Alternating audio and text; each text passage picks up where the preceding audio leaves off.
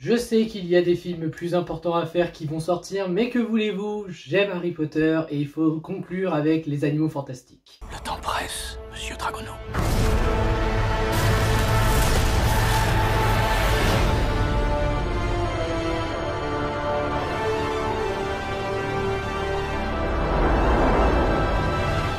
Les animaux fantastiques, beaucoup pensaient que ça allait être un préquel à Harry Potter, peut-être un peu comme le Hobbit, et c'est vrai qu'on ne savait pas trop à quoi s'attendre. On savait que ça se passait avant Harry Potter, on savait qu'il y aurait pas mal de choses liées à Harry Potter, de l'univers magique. Moi personnellement, tout ce que j'attendais des animaux fantastiques, du moins avec le premier quand je suis allé le voir au cinéma, c'était juste un bon film, qui se passe dans le même univers, mais avec un nouveau protagoniste, un nouvel antagoniste, avec de nouveaux éléments de l'univers qui l'étend un peu plus, avec une magie noire plus puissante, voire des créatures. Et c'est là que je me suis rendu compte que les animaux fantastiques, que ce soit le 1 ou le 2, de ce côté-là je le respecte beaucoup, ça se joue sur la magie, mais surtout sur les créatures magiques. C'est-à-dire que là où les Harry Potter, tu découvrais les centaures, le basilic, les araignées dans la forêt interdite, t'avais plein de choses dans Harry Potter, mais tu te concentrais toujours sur l'école et l'univers en lui-même avec la magie qu'il y avait, ainsi que les lieux magiques en dehors de Poudlard. Là, on se concentre plus sur les animaux, et le fait qu'on voyage de ville en ville, c'est une bonne idée. Ça laisse place au voyage de se dire « Ah, la magie est partout !» Oui, parce qu'à la base, Harry Potter, c'est que à Londres. Donc, les animaux fantastiques, j'en attendais pas grand-chose du premier, et je suis ressorti très surpris. Bon, c'est vrai qu'aujourd'hui, quand je le regarde, je me dis que c'est un film sympa, mais il y a quelques blagues que j'ai pas trop aimées, il y a peut-être 2-3 points aussi avec lesquels j'ai un petit peu de mal. Par contre, dans l'ensemble, le premier film s'en sort vraiment bien. On a une intrigue bien gérée par rapport à ce fameux Obscurial ou Obscurus. On peut avoir des soupçons, mais on peut aussi se tromper. Franchement, je trouve que de ce côté-là, ça a été bien géré. En termes de mise en scène, ça va aussi. Norbert est génial, c'est un super protagoniste. Tina a une personnalité assez réservée, mais je l'aime bien. Même Jacob, je l'aime bien. Jacob, en fait, dans le premier film, il est pas mal parce que c'est limite de son point de vue qu'on découvre le monde des sorciers. Et c'est génial comme idée. C'est limite le premier Moldu qui découvre l'existence des sorciers. Après, on sent que le film a plus été écrit comme un one-shot, malgré qu'on avait une petite supposition du « on pourrait peut-être avoir une suite », mais on sent qu'à la base, il devait pas forcément y avoir de suite. J'ai bien dit à la base et en me basant que sur le premier film. Mais bon, oui, Les Animaux Fantastiques 1, il y a quelques problèmes, mais c'est quand même un bon film. Après, on va pas se mentir, ça ne vaut pas certains films Harry Potter, surtout ceux qui sont sur le podium pour moi, mais pour autant, ça ne m'empêche pas d'aimer le film, et ça ne m'empêche pas que l'avoir revu récemment, ça m'a vraiment fait plaisir. Et je suis content d'avoir cette édition, même si je sais qu'il existe une édition avec le Niffleur. Oui, le Niffleur, je crois que c'est ma bestiole préférée d'ailleurs des Animaux Fantastiques. Il est tellement mignon. C'est là d'ailleurs qu'on parle d'un des meilleurs points du film aussi. Les créatures, c'est varié. Bon, on sent l'inspiration des vrais animaux, hein, genre l'espèce de gros truc qui va s'en prendre à Jacob à cause des phéromones. On sent que c'est inspiré du rhinocéros.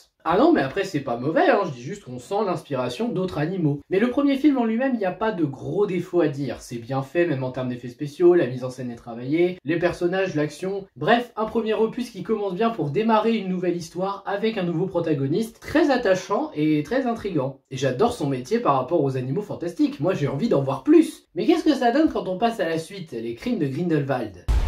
Monsieur Dragono, croyez-vous que Dumbledore pleurera votre perte?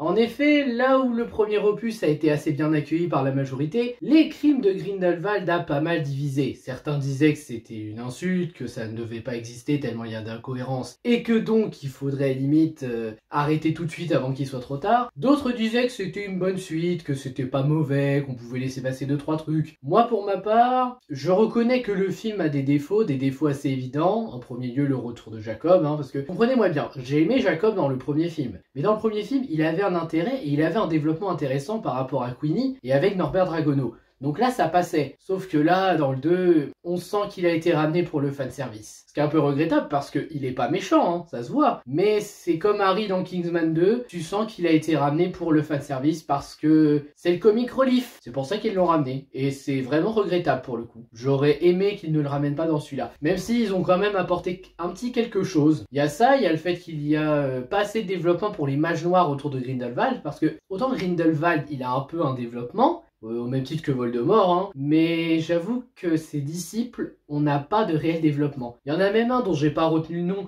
qui fait partie du ministère de la magie dans le 1, et là on le voit du côté de Grindelwald. Mais pourquoi il a changé de camp, on sait pas. Est-ce qu'il va être développé? Non. Il y a même une femme qui est assez ténébreuse, assez renfermée, assez froide. Elle est intrigante, et pourtant on n'apprendra rien sur elle. Je sais pas, mais le minimum quand tu fais des mages noirs autour d'un méchant comme Grindelwald ou Voldemort, c'est de les développer, de donner un intérêt du pourquoi ils suivent sa cause. Alors, on peut peut-être espérer dans le prochain, vu que normalement ils seront encore là, mais j'y crois pas trop. Moi j'ai peur que ça fasse comme les Chevaliers de Rennes dans Star Wars 9, à savoir, on les a mis, mais on les a pas développés, et au final ils ont pas servi à grand chose. J'espère sincèrement de tout mon cœur que c'est pas ça. Je l'espère vraiment. Sinon, en dehors de ça, j'avoue qu'il y a quelques soucis d'écriture, pas dans les révélations, mais plutôt dans le fait qu'il y ait beaucoup trop d'histoires en un film. Je veux dire, le film fait 2h13, si je dis pas de conneries, et il y a vraiment trop d'histoires à suivre. Et justement, le passé de Croyance qui est apparemment en vie, donc il a survécu à une explosion. Comment il a fait? Ah, et dans la version longue, on voit qu'il contrôle ses pouvoirs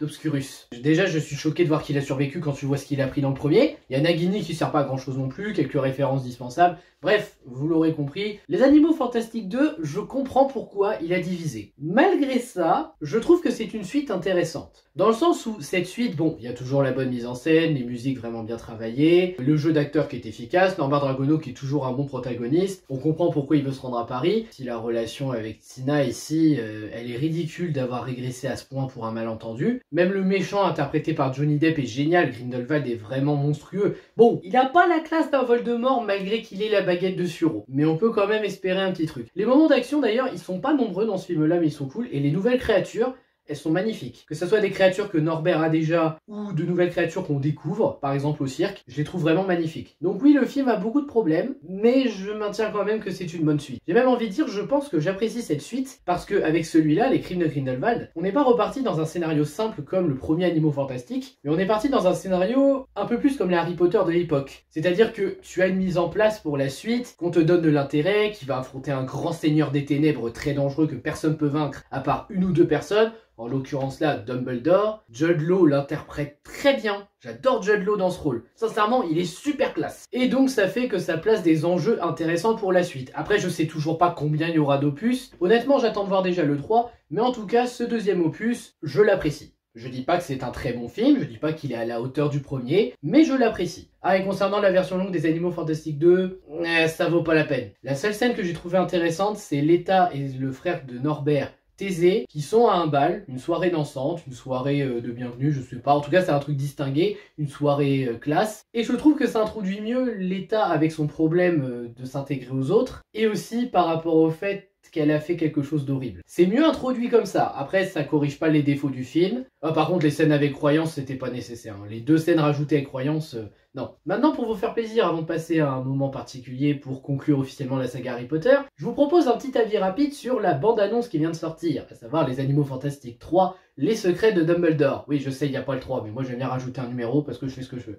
Exact. 3 points pour Poufsouffle.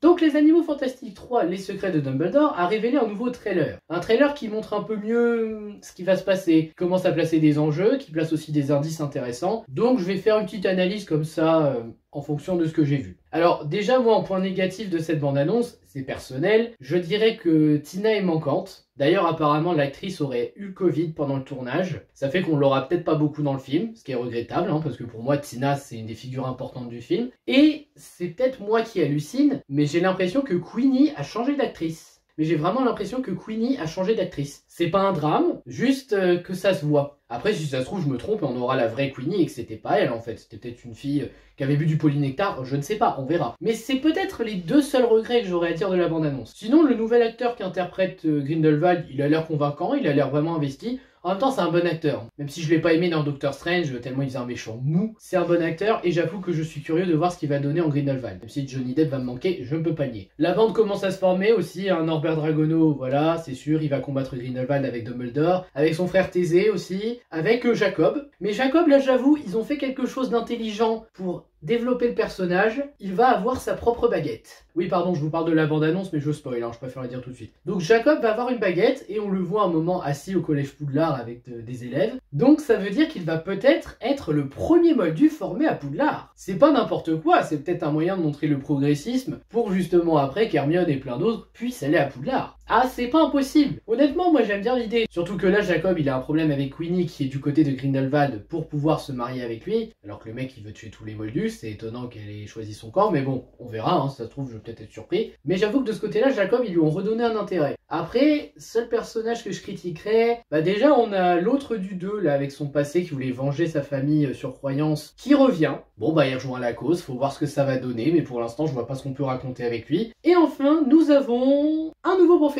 Ah non, c'est tout, je sais pas son nom, je sais pas qui c'est, je sais pas ce qu'elle enseigne, je sais pas ce qu'elle fout là, mais on a un nouveau professeur. Attendons de voir le film. Bon, sinon, sur le trailer en lui-même, on pourrait revenir sur Croyance. Croyance a totalement changé de style. Avant, on avait un garçon renfermé, qui avait les cheveux courts, qui osait pas trop parler ou justement montrer ses émotions à qui que ce soit, sauf peut-être Nagini. Nagini qu'on voit pas dans la BA non plus. Je viens d'y penser, mais ça m'avait échappé. Mais son nouveau style, là, c'est bizarre. Les cheveux longs, il s'assume, il a l'air de savoir se battre. Croyance contre Dumbledore, moi je veux voir ça, je veux voir ce que ça va raconter. Ah, et on va aussi voir l'autre frère de Dumbledore, là, qu'on avait vu dans Harry Potter 7, Les Reliques de la Mort, partie 2. Enfin voilà, le trailer en lui-même, il me hype, il me donne envie. J'ai un peu peur de certaines choses, bien sûr, mais je peux pas nier que ce trailer des Animaux Fantastiques 3, il m'intéresse grandement. Maintenant qu'on a fini de parler des Animaux Fantastiques, on va pouvoir passer au fameux top Harry Potter. Alors je précise que je ne vais pas donner mon avis très détaillé sur tous les films, sinon ça prendrait trop de temps dans la vidéo. Donc ce que je vais faire, c'est vous inviter à aller voir les vidéos que j'ai consacrées à la saga Harry Potter en 2 parties. Et en attendant, je me contenterai de faire juste un bilan rapide sur les films pour vous dire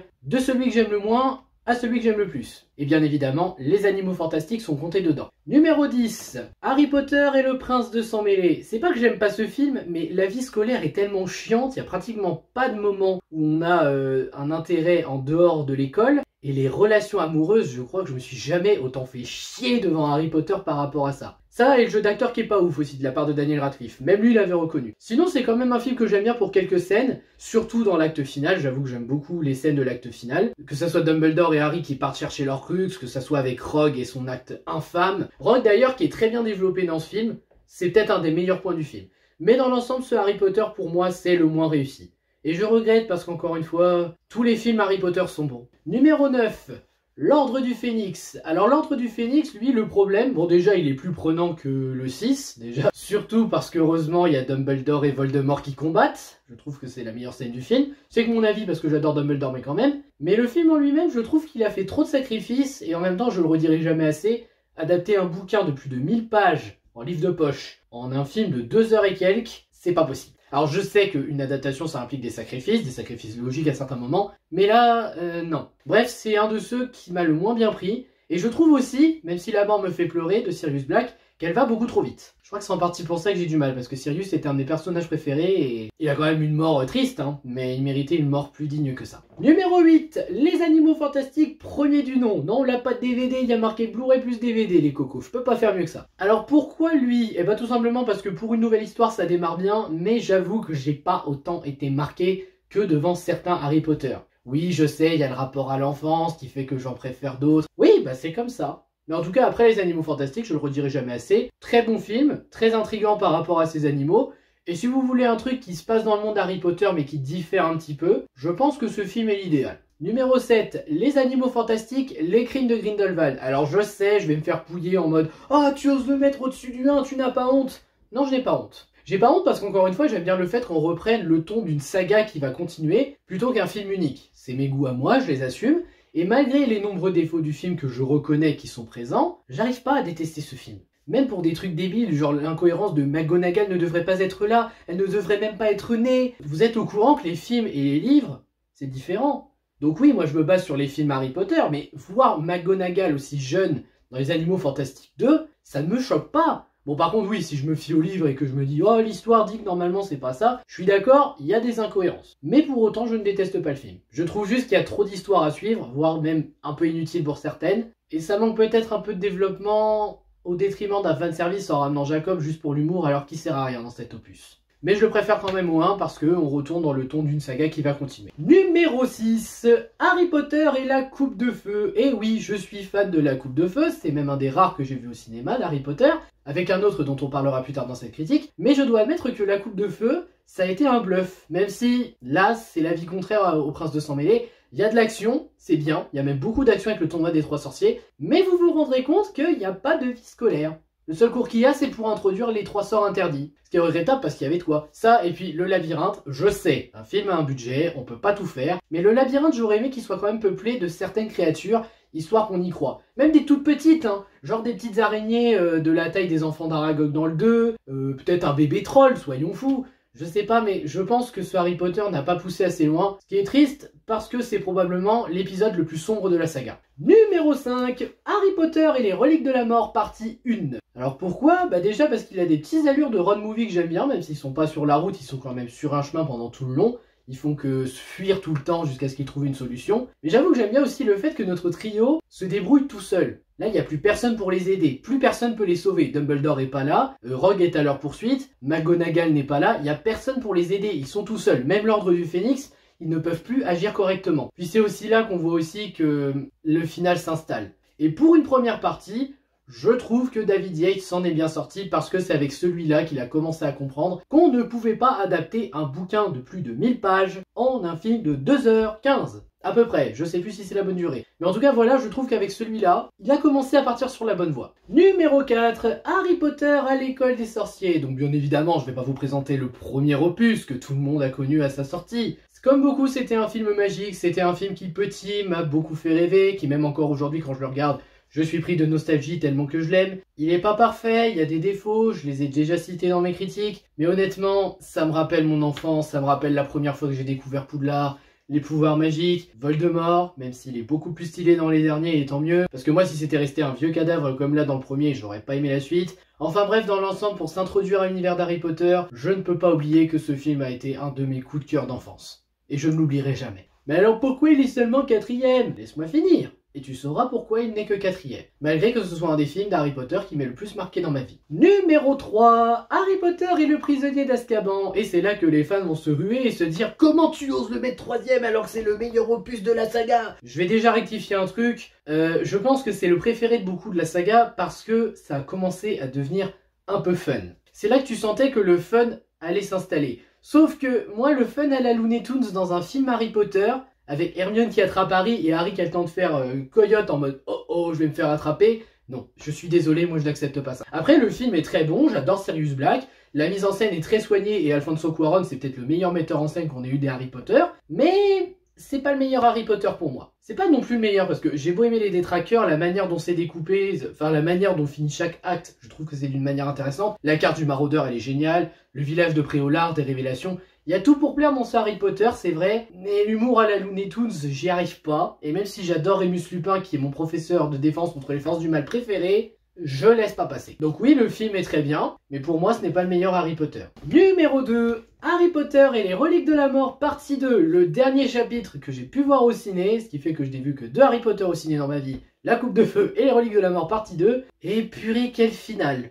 Oh, je me souviens encore dans la salle quand je l'ai vu en 3D, quel point il était beau, à quel point le duel Voldemort contre Harry au ralenti était magnifique, le symbolisme de cette scène, de la baguette de sureau, les révélations de fin, il y avait tout pour plaire. Et même l'épilogue qui te fait ultra classique dans un shonen, ça rappelle Naruto c'est vrai, mais honnêtement, je peux pas nier, j'aime beaucoup ce film, c'est vraiment une superbe conclusion. Après tant d'années qu'on suit Harry Potter, voir une conclusion aussi belle, c'est vraiment merveilleux. Moi, je suis très content d'avoir pu le voir au cinéma. Après, bien évidemment, il n'est pas parfait. Je trouve que le frère d'Albus Dumbledore, il manque de développement. Surtout dans le fait qu'il change de camp. C'est genre, je suis là, je suis pas pour vous.